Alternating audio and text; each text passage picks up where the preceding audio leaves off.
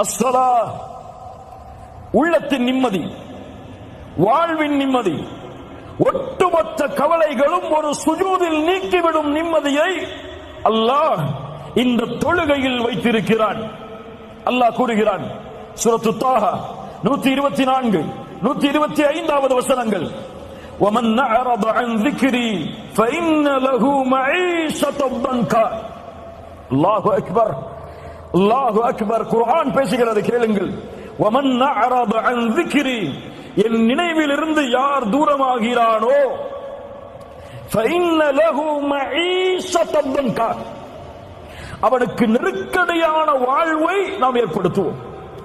கோடிகள் இருக்கும், ஆனால் நெருக்கடி இருக்கும். லட்சங்கள் குமையும், நெருக்கடி இருக்கும். நெருக்கடியான வாழ்வை ஏற்படுத்துவோம். ஏன்? என் நினைவில் இருந்து அவன் தூரமான